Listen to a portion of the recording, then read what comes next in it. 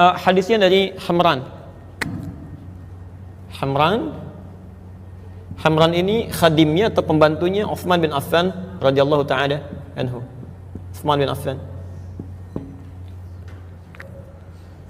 Kata Hamran, laqad da'ani Utsman bin Affan radhiyallahu taala anhu. Utsman bin Affan pernah memanggil saya satu kali, kemudian mengajarkan saya untuk berwudu.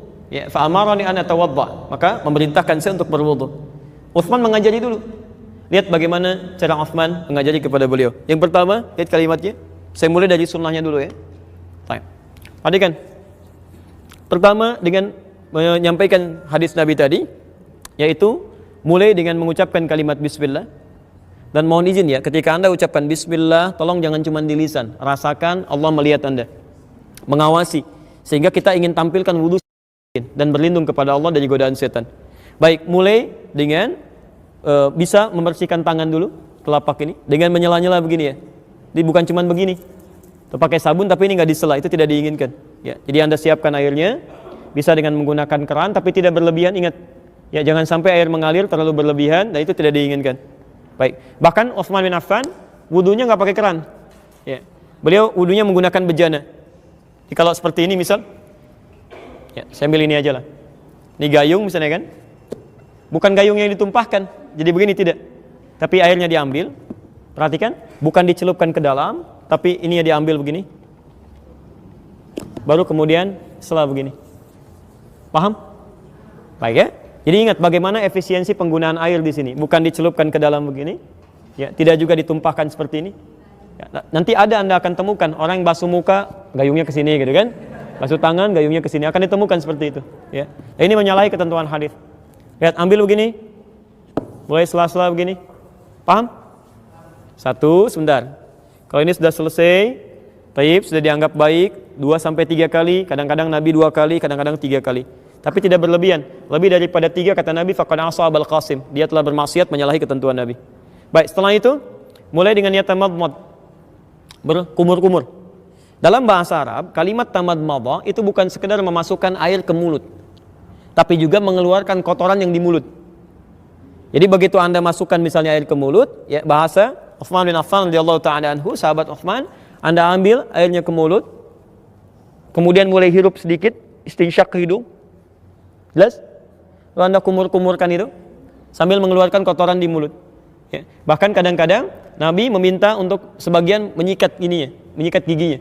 Ya, ada yang menggunakan siwak, ada yang menggunakan sebagian dari tangannya seperti ini. Ya, agar sebagian kotoran yang ada di giginya bisa keluar. Setidaknya demikian. Paham sampai sini? Baik. Sebagian dihisap ke hidung, tidak perlu berlebihan, yang penting kotoran bisa terserap dan bisa keluar.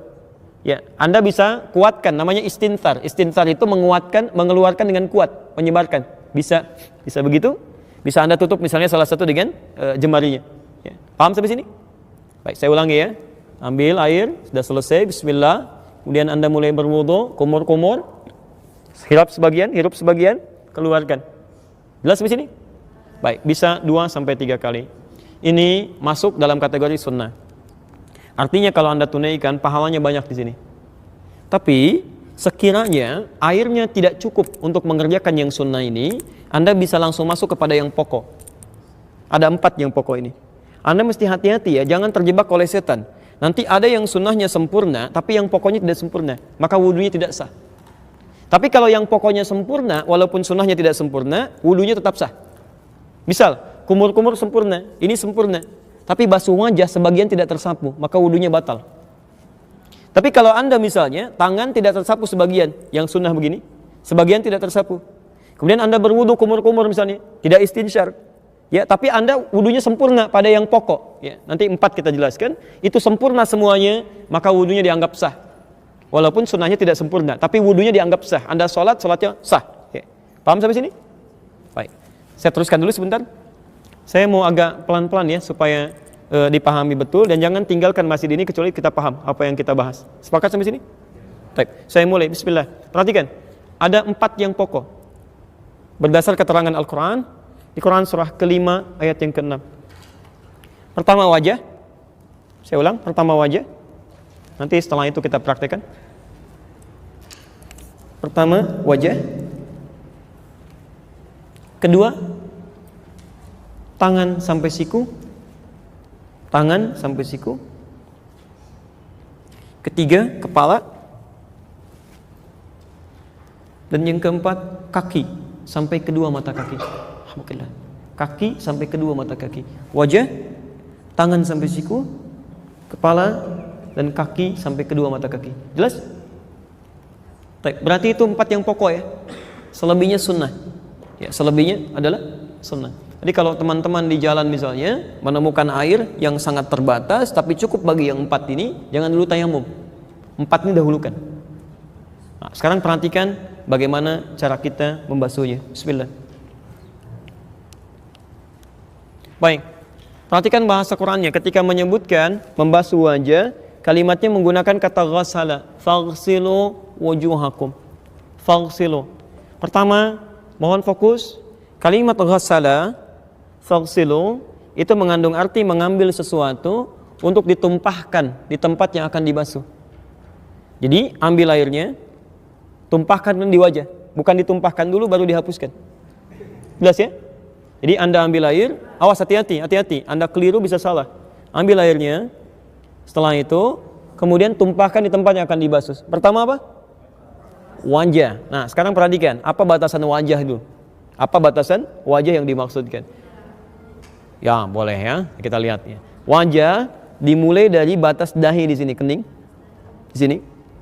Turun ke bawah. Bagian depan, tampak depan di sini. Sampai ke ujung mata di sini. Maaf, perhatikan betul. Termasuk bagian bawah telinga di sini. Ya. Sampai ke dagu. Kalau yang ada janggutnya, Anda sampai di selai begini.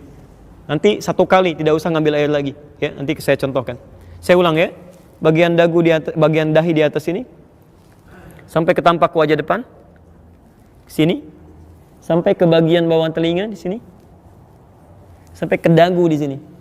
Yang ada jenggotnya sekalian di selai. Paham sampai sini? Baik. Saya praktekkan ya. Bismillah. Ambil airnya.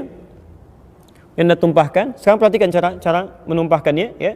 Bisa bermacam-macam tapi poinnya ada 2 hal yang harus Anda ketahui. Ini ditumpahkan. Ya, saat ditumpahkan begini, yang jari telunjuk itu bisa membersihkan sudut-sudut mata. Ya, jelas? Anda ambil airnya, tumpahkan, yang telunjuk membersihkan sudut-sudut mata di sini. Ya, sehingga insya Allah ketika Anda berwudu seperti ini, kotoran di mata pun bisa keluar. Tapi ingat ya, tidak ada isyarat spesifik apakah matanya terbuka atau tertutup. Ya, jadi terbuka boleh, tertutup juga nggak ada masalah ketika Anda tumpahkan itu. Walaupun sebagian pakar mengatakan akan lebih baik kalau terbuka supaya kotoran dalam itu bisa keluar dalam kelopak. Ya, di Anda masukkan begini, Anda basuh, telunjuknya mulai menyapu yang ujung mata di sini. Bersamaan dengan itu, jempol membersihkan bagian bawah di telinga sini. Paham? Baik. Perhatikan. Ambil air, tumpahkan. Tuh, otomatis tuh lihat. Kemudian ini ya, dan selesai. Ambil lagi, dan tumpahkan seperti ini ya, selesai. Jelas? Baik, 2-3 kali. Maksud 2-3 kali itu begini, tidak harus Anda sampai 3 kali. Kalau sekiranya airnya cukup pada yang kedua sudah merata, Anda bisa cukupkan. Ya, kalau tidak cukup pada yang ketiga, sempurnakan sampai airnya mulai meresap dengan baik. Jelas sampai sini? Type ini bagian yang pertama. Kita belum selesai. Selanjutnya, saya mohon izin agak cepat ya, karena saya meng-cancel talim setelah ini karena harus istirahat, ada kondisi yang harus disesuaikan. Jadi mohon izin untuk bisa lebih fokus. Baik. Sekarang perhatikan, setelah wajah apa? Ingat, bukan tangan. Awas, bukan tangan, tapi tangan sampai siku. Apa kayak tangan sampai siku? Lihat sini. Kalau cuma tangan saja, yad dalam bahasa Arab itu artinya dari ujung jari sampai ke sini. Ini tangan. Yad. Jelas? Baik. Tapi dalam bahasa fikih, setiap ibadah itu selalu detil. Sampai di mana kita harus basuh, di mana kita praktekkan. Saya beri contoh misal. Ini telapak tangan disebut kaf. Ini pergelangan disebut rusuh. Ini sa'id. Ini mirfaq, jamannya marafiq. Kalau cuma tangan sampai sini, katif sampai bahu. Sekarang perhatikan, Anda dalam sholat saja misalnya, bagaimana cara telapak yang kanan menutup punggung yang kiri? Itu ada di hadis An-Nasai nomor hadis 886. Kata Nabi, letakkan telapak yang kanan, kaf al-yumna 'alal yusra. Letakkan punggung yang kanan di punggung yang kiri begini. Atau rusgh 'ala rusghi. Ya, ini pergelangan di pergelangan. Jadi ketemu pergelangan di sini. Ya, ini. Tapi langsung ya, tidak Anda ukur dulu Allah gitu kan? Enggak, jadi langsung aja. Nah, ini ya. Nah, saya ingin tunjukkan maksud saya bahwa dalam bahasa fikih itu kalimatnya selalu jelas. Ya, tidak pernah samar. Kalimatnya jelas. Jadi kalau disebutkan rusgh berarti cuma sampai sini. Kalau disebutkan kaf cuma yang ini. Kalau disebutkan mirfaq berarti hanya sampai sini, tidak sampai ke sini. Nah, ini artinya saat Anda berwudu, kalimat Qur'annya adalah meminta Anda membasuh tangan dari ujung jari sampai ke sini aja batasnya. Marafiq. Jadi kalau sampai sini salah, sampai sini keliru, mesti sampai sini. Ke sini pun berlebihan. Paham ya? Dan tolong diingat, bersihkannya, membasuhnya, menumpahkannya itu dari tangan ke siku, bukan siku ke tangan. Jadi bukan airnya diputar kerannya, lalu Anda tadahkan begini, siku Anda dibeginikan. Itu keliru. Kalau dalam bahasa Qur'annya keliru. Ya karena yang benar itu diambil airnya, kemudian ditumpahkan ke sini, baru dibasuhkan, turunkan kembali. Ya, nanti kita akan lihat kenapa mesti seperti itu. Ya, nanti ada penjelasannya. Ya. 3 kali selesaikan, baru kemudian yang kiri. Jelas sampai sini? Baik, ambil airnya, tumpahkan, basuh, turunkan. Sampai 3 kali sampai airnya merata. Baik, nanti kita akan lihat saat membasuh seperti ini, ada situasi yang bisa kita hadirkan dalam jiwa kita. Dan itu yang akan bisa menjadikan kita menjauh dari setan. Ya. Taib, yang ketiga. 3. Wamsahu biru'usikum. Baik, yang ketiga, kalimatnya berubah dari kata ghassala menjadi masaha. Ya, dari kata ghassala menjadi masaha.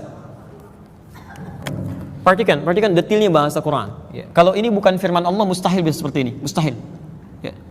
Dari ghassala jadi masaha. Wamsahu biru'usikum.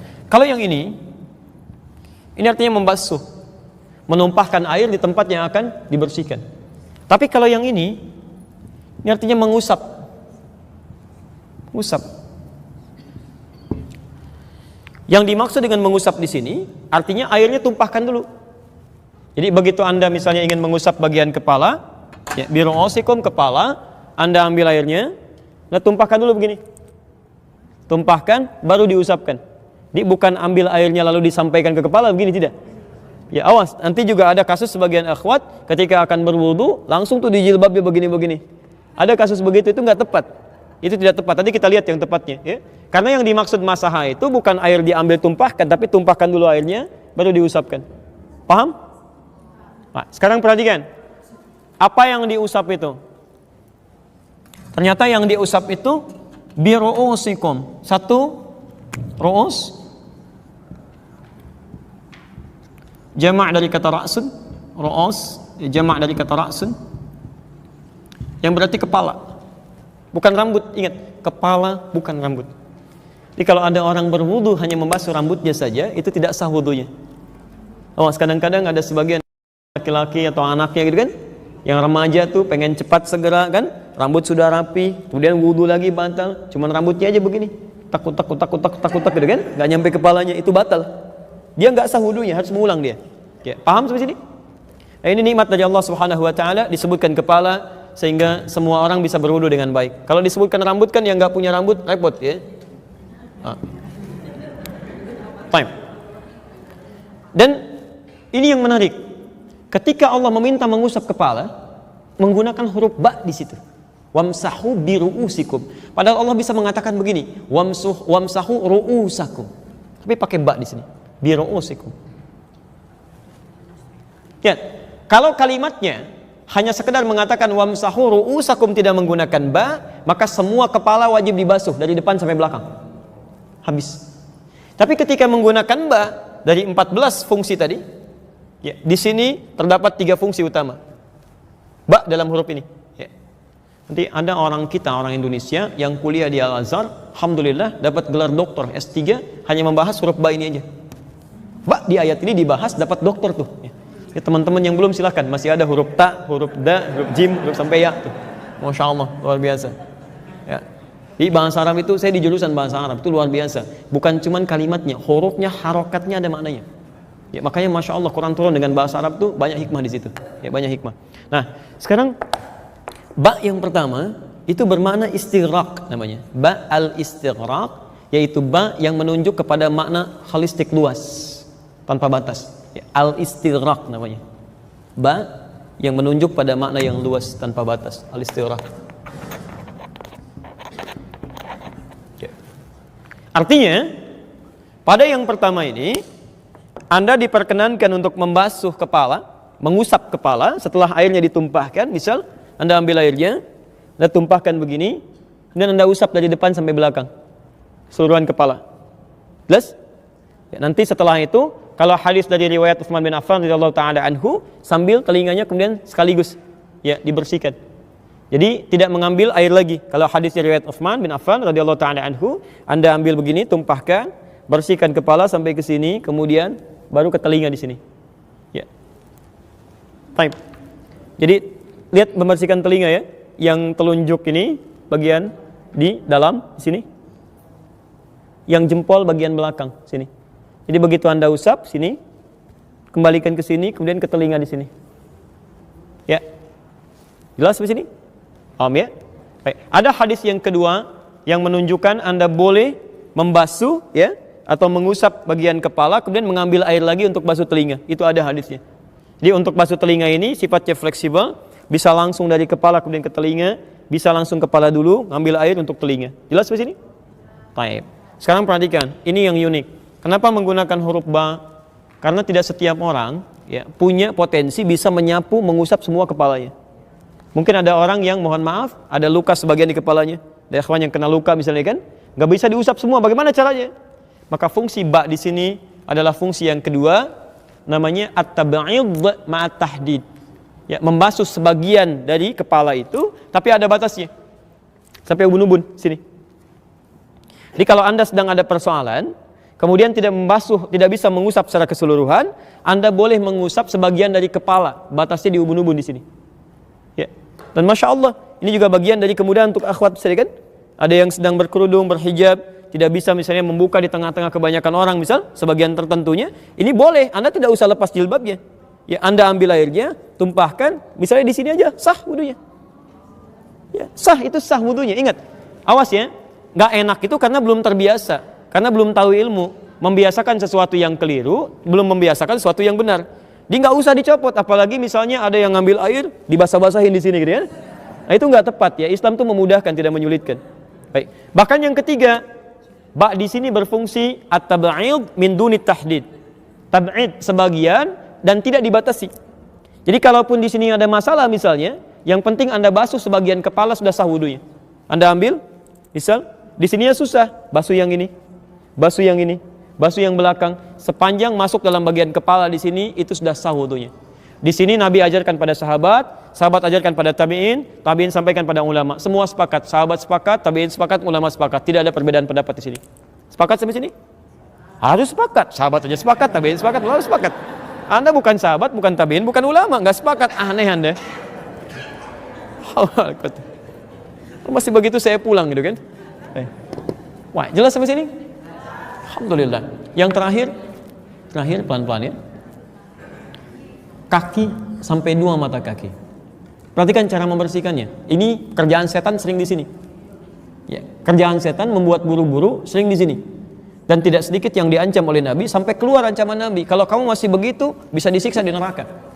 Ya, tidak sedikit kalau dalam bahasa hadis yang lebih umum, ya ada kebanyakan orang disiksa di neraka persoalan kotoran di jempol kakinya. Ya, ada persoalan di wudunya. Dia nganggap ringan. Ya, nganggap ringan. Masalahnya kan kalau wudunya nggak sempurna, sholatnya nggak benar kan? Ya, jadi turunannya banyak, sholat yang nggak benar, doanya nggak diterima, macam-macamnya, kesalahan banyak, amal soleh nggak ada. Kan jadi masalah kan? Baik, maka dari itu silakan perhatikan. Pertama, untuk membasuh kaki ini, kalau bisa Anda bagi pada 3 bagian. Pertama perhatikan sebentar ya, saya angkat sedikit sebentar. Jadi mulai air pertama, Anda gunakan untuk menyelai-nyelai dulu sini. Nah, ini contoh Nabi ya. Jelas ya?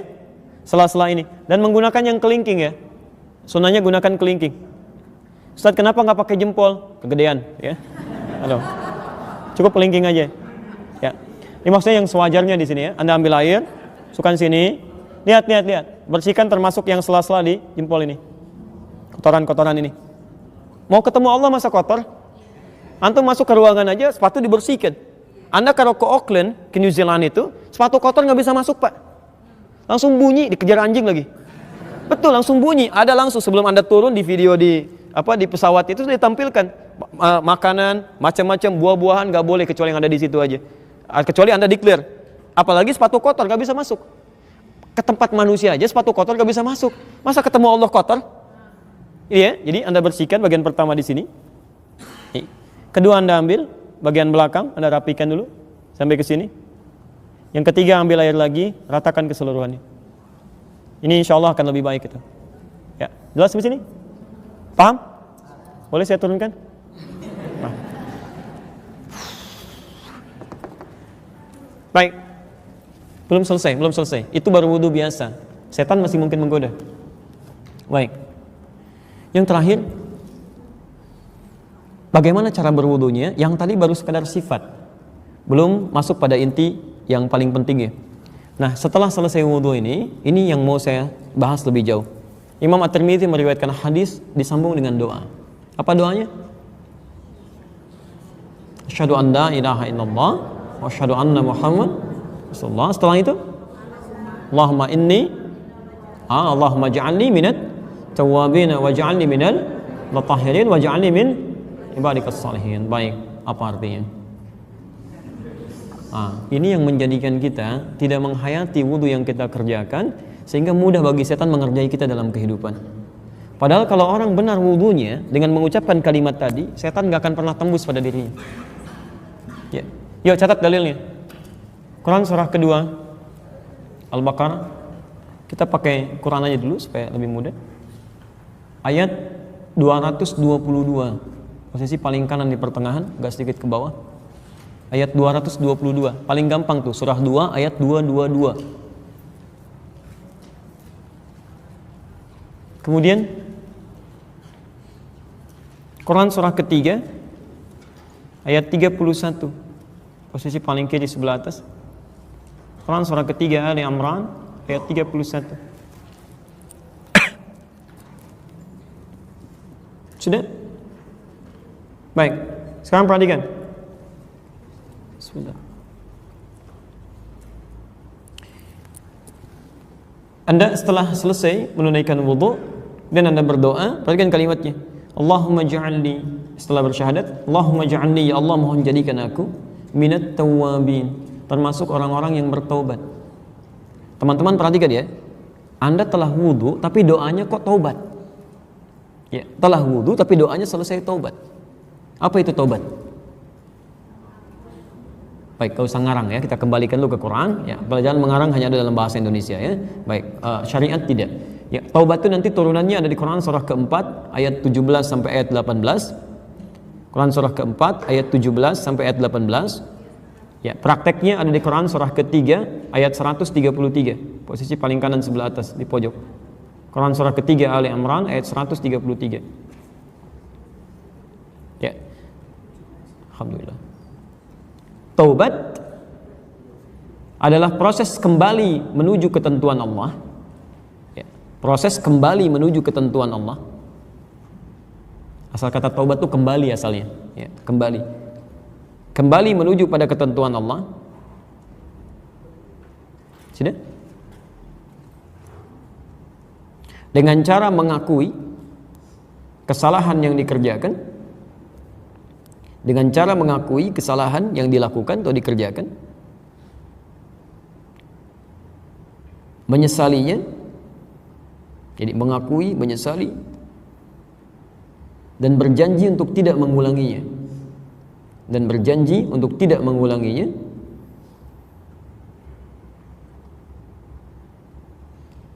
Sudah? Yang dibuktikan dengan meningkatnya amal saleh. Yang dibuktikan dengan meningkatnya amal saleh. Itu yang dimaksud dengan taubat nasuha itu di Quran surah 66 ayat 5 sampai 6 itu. Baik. Sekarang perhatikan, fokus ya. Kenapa kita selesai wudu tapi doanya doa selesai taubat? Ya, mengakui kesalahan, menyesalinya, dan menghindari atau berjanji tidak mengerjakan kembali apa yang telah dilakukan. Saya mau tanya sebentar. Yang kita basuh dalam wudu itu bukankah anggota tubuh yang kita selalu gunakan untuk berinteraksi? Silahkan cek ya. Mulut kan biasa bicara kan? Wajah biasa melihat, di situ ada mata yang kita sela-sela gini biasa melihat kan? Telinga juga begitu, sampai ke ujung kaki kan? Baik, saya mau tanya, apa fungsi anggota tubuh yang kita gunakan dalam keseharian itu? Nah, kalau tidak tahu cukup katakan Allahu a'lam, oke? Okay? Baik, apa fungsinya? Masya Allah, tiap hari dikerjain masih belum tahu fungsinya. Ya, lihat, fungsinya hanya boleh digunakan untuk mengerjakan yang baik-baik, itu fungsinya. Jadi kalau Anda turunkan ayat-ayat Quran, nggak ada satupun ayat Quran bicara yang mengatakan misal dari ujung kepala sampai ujung kaki boleh menggunakan yang jelek, tidak. Mata, bagaimana mata digunakan? Turun Quran surah ke-24, ayat 30 untuk laki-laki, ayat 31 untuk perempuan. Hanya boleh lihat yang baik-baik saja. Qul lil mu'minina yaghuddu min absarihim. Katakan bagi para pria-pria yang beriman, hanya boleh lihat yang baik matanya, yang jelek tinggalkan. Perempuan juga begitu. Wa qul lil mu'minati yaghuddna min absarihinna. Telinga boleh dengar yang baik-baik saja. Makanya nggak boleh telinga itu dengar gibah, nggak boleh dengar gosip, nggak boleh, dosa itu. Ya, lisan hanya boleh bicara yang baik-baik. Makanya kata Nabi, man kana yu'minu billahi wal yawmil akhir falyaqul khairan aw liyasmut. Siapa yang merasa beriman pada Allah dan hari akhir akan dihisab itu, cukup katakan lisannya yang baik-baik, kalau nggak bisa diam.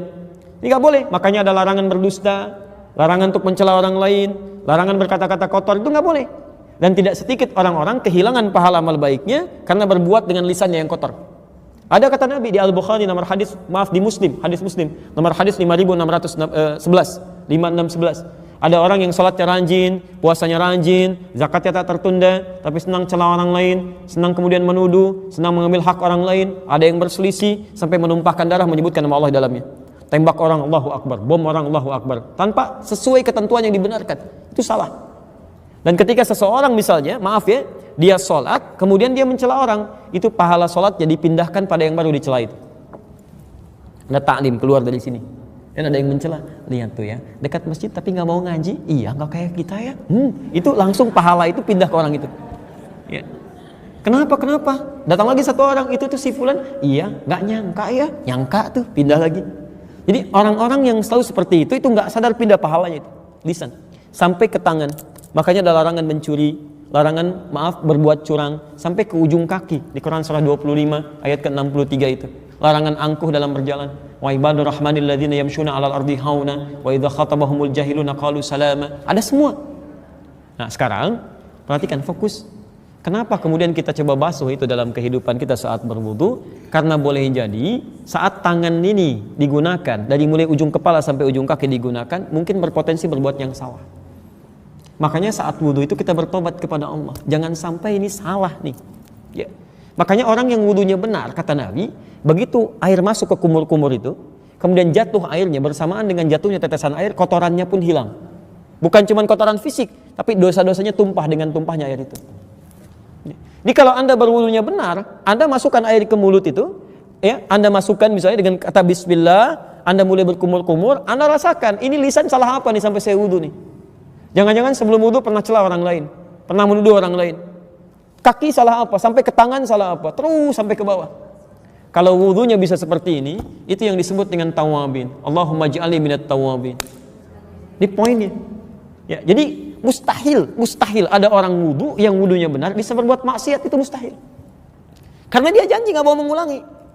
Ini salah kalau orang wudhu kemudian setelah wudhu lisannya kotor lagi, setelah wudhu pandangannya kotor lagi, itu mustahil. Bahkan ketika dia keliru pun dia akan bergegas mengucapkan kalimat Allah, istighfar. Kalimatnya wasari'u ila maghfirah. Dia bergegas akan istighfar kepada Allah. Begitu melihat misalnya buka handphone, tiba-tiba muncul gambar yang Allah nggak sukai, astagfirullah, tutup dia, gunakan yang lain. Ya. Anda lihat tayangan TV ada ghibah, astagfirullah, salah, dipindahkan. Kalau perlu cari channel yang nggak ada, yang nggak bagus-bagusnya itu, tinggalkan. Ya. Dan saat dia palingkan pun astagfirullah, itu matanya ikut berpaling. Bukan astagfirullah. Astagfirullah. Ya. Pasti berpaling ini, mata berpaling, kalimat mengatakan istighfar di situ. Ya, jelas sampai sini? Nah, jadi teman-teman sekalian, pertama itu tawab. Tawab itu mengoreksi diri sambil dia berwudu dengan baik. Jadi kalau wudu Anda seperti ini, setan nggak akan tembus. Nggak akan tembus, kan? Yang kedua yang paling menarik, ya. Waj'alni min Allah waj'alni minat tawabin, waj'alni minal mutatahhirin. Apa artinya mutatahhirin? Gak usah ngarang. Pelajaran mengarang cuma ada di bahasa Indonesia, kan? Kalau tidak tahu cukup katakan wallahu alam. Apa artinya mutatahhirin? Alhamdulillah, baik. Baik. Mutatahhir, ada tahir, ada mutatahhir, itu beda. Tahir dari kata taharah. Taharah itu bersih luarnya, suci dalamnya. Kalau cuma bersih luarnya tapi dalamnya tidak suci disebut dengan nadhafah. Orangnya disebut dengan nazif. Misal, hewan apa yang diharamkan oleh Quran? Misal, hewan itu dibersihkan, dicuci, disisir sampai rapi. Bersih tidak? Bersih. Suci tidak? Tidak. Dan ada manusia-manusia yang bersih luarnya tapi nggak suci hatinya. Pakai dasi, pakai jas, macam-macam, tapi pencuri juga gitu kan? Ada pencuri, ada macam-macam dan sebagainya. Itu namanya nazif ghairu tahir.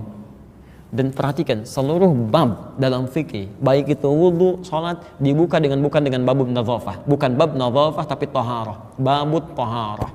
Taharah itu bersih luarnya, suci dalamnya. Di saat Anda berwudu, yang diinginkan bukan cuma bersih-bersih luar. Kalau cuma bersih-bersih luar, non muslim juga bisa begitu, mandi selesai. Yang diinginkan dengan Anda membersihkan luarnya, yang sucinya, yang dalamnya pun ikut bersih. Tangan ini bersih, tidak mengerjakan yang kotor lagi. Dari ujung kepala sampai ujung kaki. Karena itu disebut dengan babut taharah, bukan babut nadhafah. Paham sampai sini? Nah, itu disebut dengan tahir orangnya. Tapi masalahnya, kalau sudah suci, orangnya disebut tahir. Tapi problemnya, nggak ada orang suci di muka bumi. Tidak ada orang suci. Ya, bahkan Nabi Yusuf pun, Masya Allah, Nabi Yusuf sampai mengatakan, saya tidak bisa menyucikan diri saya. Quran surah 12 ayat 53, posisi paling kiri sebelah atas. Quran surah 12 ayat 53. Ya. Wa ma ubarri'un nafsi, saya nggak bisa menjadikan diri saya suci. Jadi nggak ada manusia suci. Hanya para nabi dan rasul itu dijaga oleh Allah supaya tidak berbuat kesalahan. Namanya maksum namanya. Tapi sifat manusianya menjadikan mereka tidak suci. Cuma dijaga untuk tidak berbuat salah. Kalau kita mustahil nggak ada yang salah. Ada orang suci di sini? Nggak ada. Ibu walaupun namanya Bu Suci, tetap perilakunya nggak ada. Ya. Mungkin ada aja yang salah. Pasti ada yang salah, gitu kan? Nah, karena itu, ketika Anda merasa salah, kemudian Anda memperbaiki kesalahan itu, mata salah, istighfar, cuci lagi. Tangan salah, istighfar, cuci lagi. Maaf, itu berubah kalimatnya dari tahir menjadi mutatahhir. Mutatahhir. Mutatahhir. Mutatahhir. Kalau banyakan, ya, kalau yang wudu bukan cuma satu orang, tapi banyak orang, tambah in di ujungnya atau un. Ya, in atau un. Mutatahhir menjadi mutatahhirin. Taib.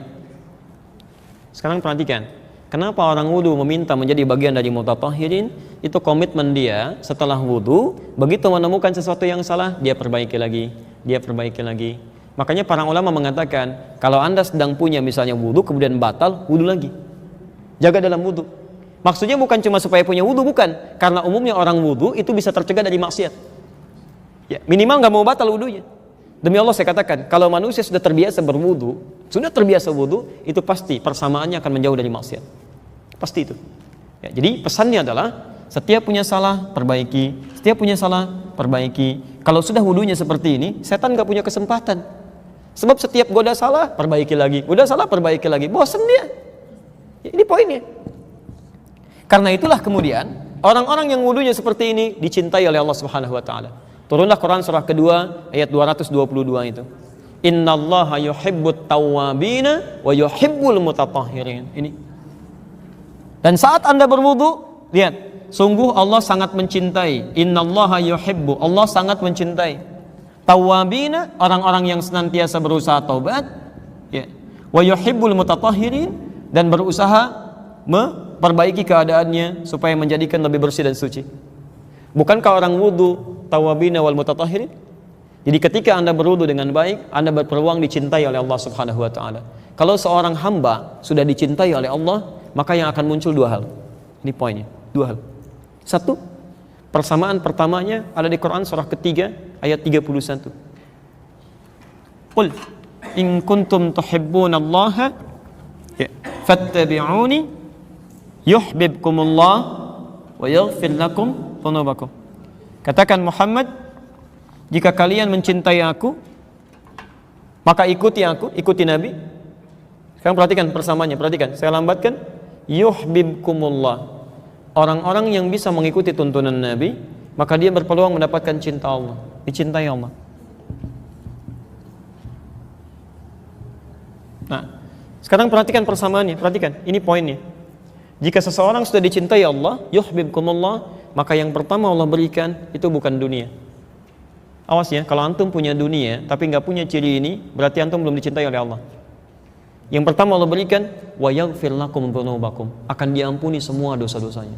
Semua dosa-dosanya. Ampunan dosa. Ampunan dosa. Pertama. Jadi kalau seseorang sudah dicintai oleh Allah Subhanahu wa taala, maka dosa-dosanya akan diampuni oleh Allah. Ini yang cenderung Allah berikan. Karena itu kenapa Allah sangat cinta? Kenapa Allah sangat cinta pada orang-orang yang selalu berusaha untuk taubat dan menyempurnakan wudunya? Ya, maaf, selalu dia menyempurnakan wudunya, karena orang-orang yang berwudu dengan baik pasti dia berusaha bertobat, ya, dan dia berusaha untuk menjaga dirinya dari kesalahan. Ya, kalau Anda buat persamaan terbalik, perhatikan persamaan terbaliknya. Lihat sini. Orang yang dicintai Allah akan diampuni dosanya. Persamaan terbaliknya, orang yang sering minta ampun kepada Allah, maka berpeluang mendapatkan cinta Allah Subhanahu wa taala. Kalau rumus ini dibawa ke dalam rumus wudu, maka muncullah Quran surah kedua tadi, Al-Baqarah ayat 222. Innallaha yuhibbut tawabina, Allah mencintai orang-orang yang senang bertobat, wa yuhibbul mutatahhirin, dan senang menyucikan dirinya, menjaga dari berbuat dosa. Kalimat ini dibacakan setelah wudu. Artinya orang yang wudunya benar berpeluang mendapatkan cinta Allah. Yang terakhir, kalau Allah sudah mencintai seorang hamba, mustahil setan bisa menembusnya. Itu poinnya. Nah, jadi kalau selama ini masih mudah digoda oleh setan, berarti belum mendapatkan cinta Allah Subhanahu wa taala. Kita mesti harus berusaha di sini. Ya, harus berusaha. Ya. Apa yang Allah berikan? Teruskan hadisnya. Di ujung hadisnya, saya berikan rumus sebentar ya. Saya berikan rumusnya. Ini rumus hadis tadi di Al-Bukhari nomor hadis 159. Perhatikan, hadisnya belum selesai. Ketika Utsman setelah selesai membasuh kakinya, beliau mengatakan, lihat kalimatnya. Ya. Man tawaddaa biwudu'in bimithli wudu'i hadza, siapa yang berwudu seperti wudunya saya ini? Ya, berdasar keterangan wudunya Rasulullah, ya kata Utsman, seperti inilah wudunya Rasulullah sallallahu alaihi wasallam. Siapa yang berwudu seperti saya ini? Maka kata Rasulullah, "Tsumma shalla rak'ataini", kemudian dia salat 2 rakaat, salat sunnah wudu. Jadi dia wudu dulu dengan sempurna, kemudian dia salat 2 rakaat, walam yuhdis ma fihima, dan dia tidak berbicara sepatah kata pun di antara wudu dengan salat itu. Di antum wudu, selesai wudu, sempurnakan, kemudian seperti tadi Anda salat 2 rakaat dan tidak bicara, lihat, ghafarallahu Allahu ma taqaddama min dzambi. Paling minimal yang pertama diberikan, semua dosa-dosa yang telah lalu akan diampuni oleh Allah Subhanahu wa taala. Hadisnya sahih. Semua dosanya. Dari yang kecil sampai dengan yang besar. Ya. Karena itu, ibadahnya disebut dengan wudu. Apa artinya wudu? Apa artinya wudu? Tuh, pertanyaan ketiga masih ngarang juga. Gak usah ngarang. Apa artinya wudu? Allahu a'lam. Baik, wudu itu asal bahasanya bukan bersuci ya. Kalau bersuci taharah. Itu pengertian fikih ya. Wudu artinya suci, itu pengertian fikih. Secara bahasa, wudu itu berasal dari kata dau'un. Dau'un. Ya. Yang berarti cahaya yang terang, sinar yang terang, atau aura kebaikan yang tampak. Aura kebaikan yang tampak. Ya. Jadi ada orang-orang yang seakan-akan wajahnya itu ada cahaya gitu sikapnya. Jadi dari jauh Anda sudah lihat enak, ada cahaya kebaikan, teduh melihatnya, tenang perasaan Anda gitu kan? Seperti terangnya cahaya matahari yang diharapkan itu. Dau'un, jamaknya disebut dengan diya'un. Quran surah ke-10 ayat ke-5. Walladzi ja'ala asy-syamsa diya'a wal qamara nura. Nah, sekarang saya berikan rumus dan ini akhir dari kajian kita. Saya tutup di sini.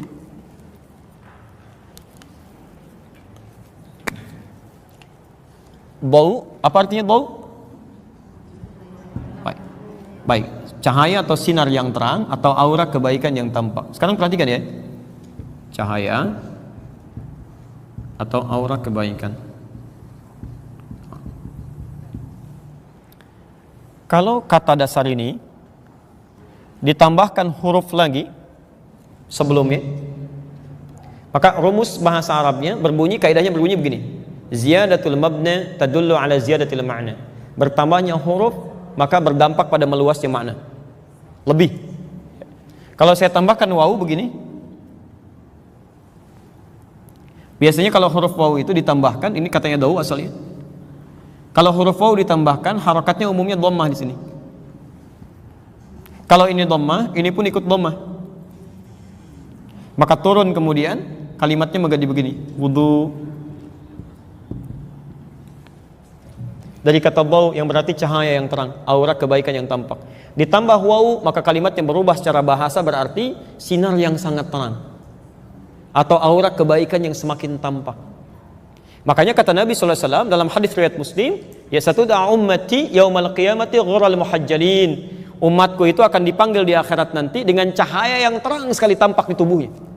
Min atharil wudu, dari bekas wudunya. Jadi saat di akhirat nanti insya Allah kita kalau wudunya bagus seperti tadi itu, nanti saat dipanggil tuh kelihatan umat Nabi itu. Kelihatan, begitu datang cahayanya banyak. Ada aura kebaikan. Kata Nabi dari bekas wudunya. Tapi Anda mesti tahu ya, awas, mesti ingat ini. Yang dimaksud bekas wudunya bukan airnya. Bukan airnya, ingat. Tapi yang dimaksud ini aura kebaikan yang tampak tadi. Di orang, makanya kalimatnya menggunakan athar. Athar itu jejak perilaku, bukan jejak benda. Jejak perilaku. Jadi kalau antum misalnya berjalan begini, ada tapak di situ. Itu disebut dengan athar namanya. Makanya ada athar sahabat, jejak kehidupan sahabat, sehingga seperti kita melacak lewat jejak langkahnya. Athar. Ya. Makanya kata Nabi, orang yang benar wudunya bisa tampak pada perilakunya, aura kebaikannya. Kira-kira, maaf, semakin bercahaya nggak wajahnya? Semakin bercahaya nggak tangannya? Jadi ada kebaikan yang dia lakukan dari situ. Itu yang menjadikan dirinya mendapat cahaya kebaikan di akhirat nanti. Makanya ibadahnya disebut dengan wudu, ingin memberikan kesan bahwa orang wudu itu pasti sifat dan sikapnya baik.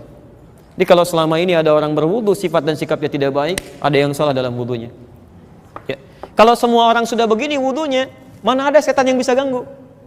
Susah gitu. Ya. Begitu dia mau ganggu, ini taubat kepada Allah. Dia rasakan Allah mengawasi. Ya, karena itulah kemudian besar kemungkinan dia bisa menampilkan setan, menghilangkan waswas dalam dirinya dan lebih dekat dengan Allah Subhanahu wa taala. Jelas sampai sini? Baik, paham insyaallah. Baik.